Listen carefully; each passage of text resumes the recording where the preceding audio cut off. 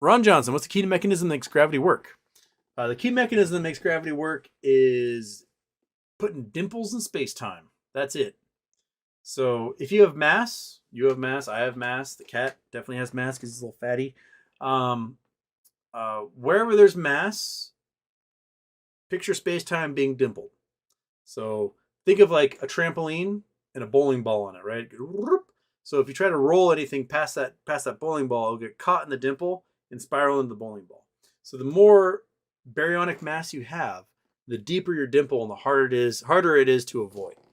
So myself, the cat, the dog, this glass of water, we have very, very, very small dimples.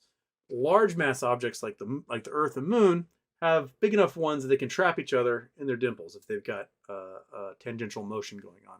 Really big ones like suns can trap entire planetary systems. The collective mass of a galaxy can trap all the stars inside of it to the center of gravity. Black holes can rip through that fabric of space time, so that you have a hole in space time that you can never get out of. And that's it. That's the model we have. That's our general theory of relativity right there. Um, and the math works. We can calculate the size of the dimples and figure out, you know, how light will travel through that dimple. It'll bend. Einstein had predicted it, and there's a couple expeditions. He said, okay, if this happens, and there's an eclipse where the moon blocks the sun, right?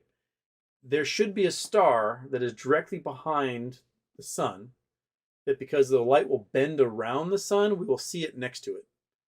And they can calculate where that star should be, where the sun is, say, nope, that star should not be visible. And in 1915, was it? They did two expeditions. One went to like Venezuela, and one was Africa to look at the trail of the shadow of the eclipse, and they managed to prove that yes, here's the sun, the star should be behind it, but ding was shown on the side. They went, holy crap, the universe is just a bunch of dimples. And that's scientific experiment action proving the ravings of a crazy scientist. It's a bar on series. BTB brand, can we run out of gravity? Nope. Can humans survive 10 times gravity? Not for long. Eventually, your lungs will collapse and your bones will break. I mean, if 10 times gravity, you're weighing 10 times what you are now, right? So, me at 200 and change, I would be at 2,000 pounds.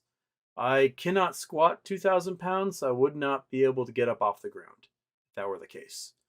So it would eventually just crackle my bones and squish me at 10 times the gravity. There are brief moments where humans can handle 10 Gs for a second, right? Fighter pilots when they're doing a turn, race car drivers, but it doesn't take long to like drain the blood out of your brain and then you pass out at 10 Gs. I mean, and like a crash accident, you can experience in an instant like 50 or 1,000 Gs for a brief moment. And that's enough to if you hit the wrong thing, it can kill you. But if you manage to like pop into an airbag or something, you stand a better chance. Like you can't do sustained 10 Gs for more than a few seconds before you pass out. And then if you goes further than that, then you die. There's some really cool out of body experiences that happen with people when they pass out from excessive Gs. Fighter pilots talk about it a lot, that and have these very visceral, real out of body experiences where, there's one pilot was the first one to really put it into words. I think it was in the Korean War. He pulled a bunch of G's in his jet, passed out, and then he was like sitting on the wing of his jet watching him fly. He was like, huh, looks like I should be flying that plane right now, but I don't think I'm awake. That's weird. And then there's guys that were in the centrifuges, had the same experiences. Like they're in the centrifuge is getting to like 10, 12 Gs and they pass out. Wow. And then all of a sudden, like their presence leaves their body and then watches them spin around the centrifuge until the blood comes back to their brain and they wake up and like bing, pop back. It's very weird. Very weird phenomena. Cat Your butt is still in the way of the chat, so I gotta scroll higher. Guitar stuff. Houston, how far are we away from engines that can power a spaceship for reasonable travel within the solar system? Weeks and months versus years. I think if we get fusion reactors going, we're a lot closer. Because what you want is you want to be able to create a ship that accelerates at 9.8 meters per second. Because that gives you a 1G experience inside the ship. As long as you're constantly accelerating at that speed, it's going to feel like you're in Earth's gravity, which won't tear your body apart. It'll be good for you, cat. You're just a monster who's always in the way.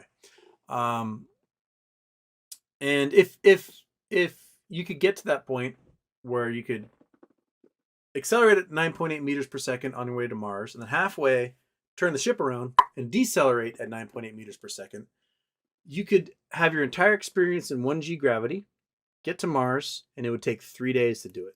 Because right now what happens is we whip around the Earth, we whip around the moon, and we slingshot ourselves and coast all the way out to Mars. And that takes like 10 months.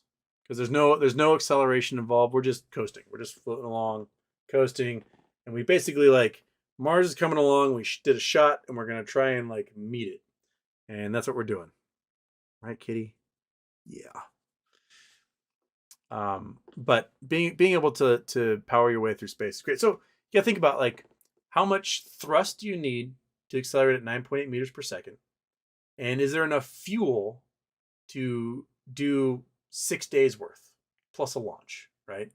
Because if you're going 3 days to Mars, boom, get to Mars, you might have to land, right? And then you got to take off and do 3 days on the way back. So you need 6 days and change worth of fuel to be able to do that trip at 1G gravity. And on the way back, you might not actually want to go at 1G gravity. You might want to go at Martian gravity. So it might take you 9 days because you're a third the gravity.